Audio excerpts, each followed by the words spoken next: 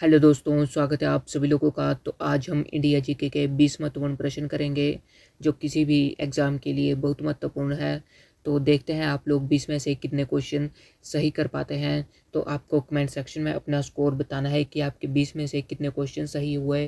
तो देखते हैं आप लोग कितने क्वेश्चन सही कर पाते हैं। तो यदि आपको वीडियो अच्छी लगे तो वीडियो को लाइक ज़रूर करें, और यदि आप ऐसी वीडियोज़ देखना चाहते हैं तो हमारे चैनल को ज़रूर सब्सक्राइब करें। तो बिना किसी देरी के साथ बढ़ते हैं अपने पहले क्वेश्चन की तरफ। तो हमारा आज का पहला क्वेश्चन है, नोबेल पुरस्कार प्राप्त प्रथम भारतीय महिला थी, वो कौन थी? तो ऑप्शन है आपके पास इंदिरा गांधी, मदर टेरेसा, किरण बेदी, सरोजिनी नायडू। तो आपको जल्दी से अपना सही आंसर लगाना है।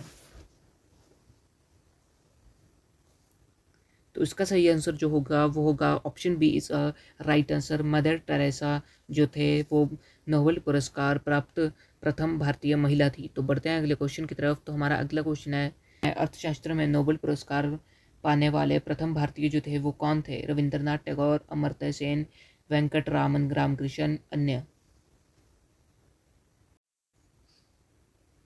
तो इसका सही आंसर जो होगा वो होगा ऑप्शन बी अमर्त्य सेन। तो अर्थशास्त्र में जो नोबेल पुरस्कार प्राप्त करता पहले भारतीय जो थे वो थे अमर्त्य सेन।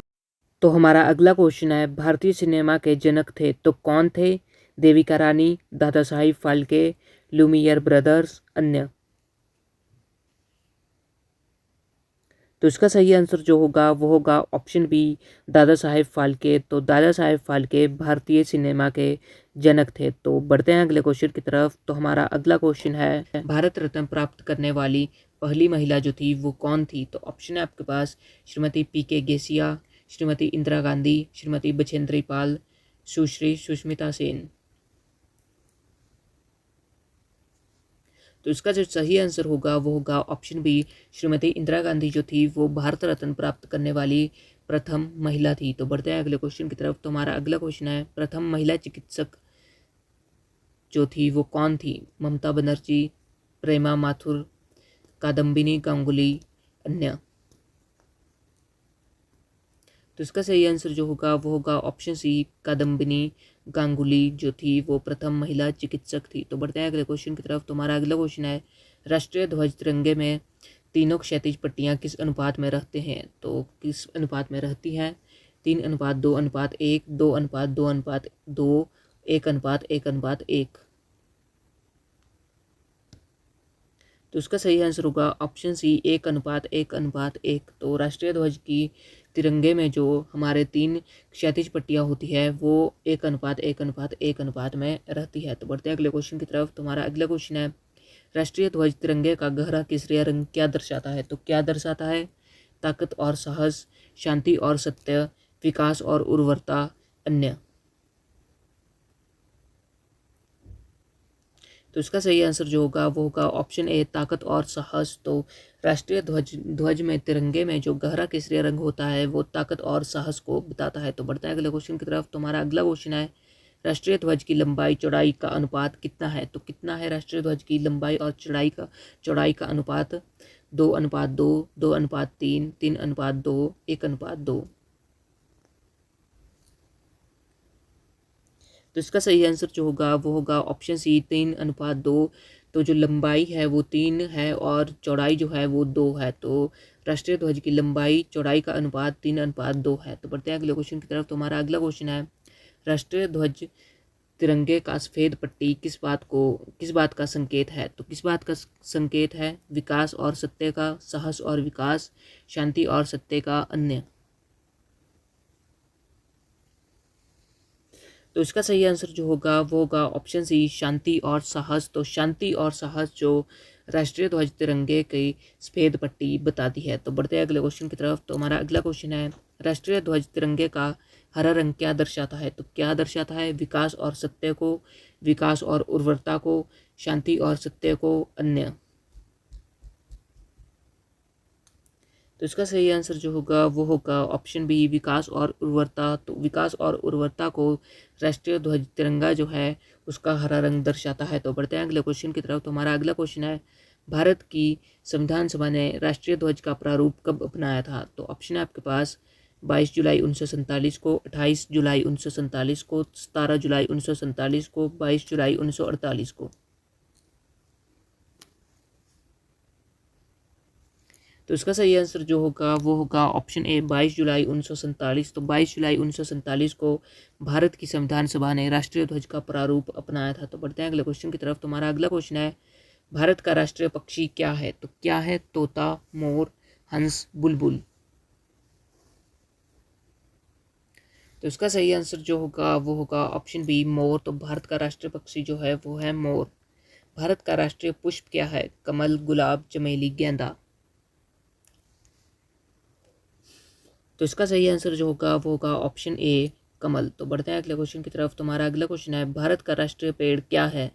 नीम, चंदन, बरगद, अशोक। तो इसका सही आंसर जो होगा वो होगा ऑप्शन सी बरगद। तो भारत का राष्ट्रीय पेड़ जो है वो बरगद है। भारत का राष्ट्रीय नदी क्या है? तो भारत की राष्ट्रीय नदी कौन सी है? कोसी, यमुना, ब्रह्मपुत्र, गंगा। तो इसका सही आंसर जो होगा वो होगा ऑप्शन डी गंगा। तो भारत की राष्ट्रीय नदी जो है वो है गंगा। भारत का राष्ट्रीय जलीय जीव है तो क्या है? मछली, कछुआ, डॉल्फिन, मगरमच्छ। तो इसका सही आंसर जो होगा ऑप्शन सी डॉल्फिन। तो डॉल्फिन भारत का राष्ट्रीय जलीय जीव है। तो बढ़ते हैं अगले क्वेश्चन की तरफ। तो हमारा अगला क्वेश्चन है, भारत का राष्ट्रीय खेल है तो क्या है? भारत का राष्ट्रीय खेल शतरंज, कबड्डी, फुटबॉल, हॉकी। तो ये क्वेश्चन लगभग सभी क्वेश्चन आप सभी लोगों को आने चाहिए। तो देखते हैं आप कितने क्वेश्चन कर पाते हैं। तो इनमें से आपके लगभग एक भी क्वेश्चन गलत नहीं होना चाहिए, क्योंकि ये बहुत ही आसान क्वेश्चन है और इंडिया जीके के लिए ये क्वेश्चन सबसे पहले ही पढ़े जाते हैं। तो इसका सही आंसर जो होगा वो होगा ऑप्शन डी हॉकी। तो भारत का राष्ट्रीय खेल जो है वो है हॉकी। भारत में सबसे अधिक कहाँ सौर ऊर्जा उत्पादन होता है? तो कहाँ पर सौर ऊर्जा उत्पादन जो होता है वो भारत में सबसे ज़्यादा होता है? वो होता है राजस्थान, गुजरात, केरल, तमिलनाडु। इसका जो सही आंसर होगा वो होगा ऑप्शन ए राजस्थान। तो राजस्थान में भारत में सबसे अधिक ऊर्जा उत्पादन होता है। तो बढ़ते हैं अगले क्वेश्चन की तरफ। तुम्हारा अगला क्वेश्चन है, भारत में पवन ऊर्जा का सबसे उत्पादक राज्य कौन सा है? तो कौन सा है? पंजाब, तमिलनाडु, मध्य प्रदेश, झारखंड। तो इसका जो सही आंसर होगा वो होगा ऑप्शन बी तमिलनाडु। तो भारत में पवन ऊर्जा का सबसे उत्पादक राज्य जो है वो है तमिलनाडु, और सौर ऊर्जा का जैसा कि ऊपर बताया वो है राजस्थान। तो बढ़ते हैं अगले क्वेश्चन की तरफ। हमारा अगला क्वेश्चन है, भारत में स्थापित कुल ऊर्जा क्षमता का कितना प्रतिशत पवन ऊर्जा से प्राप्त होता है? तो कितना प्रतिशत कुल ऊर्जा जो क्षमता होती है उसका कितना प्रतिशत पवन ऊर्जा से प्राप्त होता है? 10%, 4.5%, 6%, 6.9%। तो इसका जो सही आंसर होगा वो होगा ऑप्शन सी 6%। तो बढ़ते हैं अगले क्वेश्चन की तरफ। तो हमारा आज का ये अंतिम क्वेश्चन है, तो भारत में पवन ऊर्जा का विकास कब से प्रारंभ हुआ था? तो कब से प्रारंभ हुआ था? 1998 में, 1990 में, 2000 में, 1995 में। तो भारत में पवन ऊर्जा का विकास कब से प्रारंभ हुआ था? सही आंसर होगा तो वो होगा ऑप्शन बी 1990 में। तो 1990 में भारत में पवन ऊर्जा का विकास प्रारंभ हुआ था। तो इसी के साथ हमारी आज के क्वेश्चन समाप्त होते हैं। तो यदि आपको वीडियो अच्छी लगी हो तो वीडियो को लाइक ज़रूर करें, और यदि आप रोज़ ऐसी ही वीडियोज़ देखना चाहते हैं तो हमारे चैनल को ज़रूर सब्सक्राइब करें। तो मिलते हैं अगली वीडियो में। जय हिंद, जय भारत।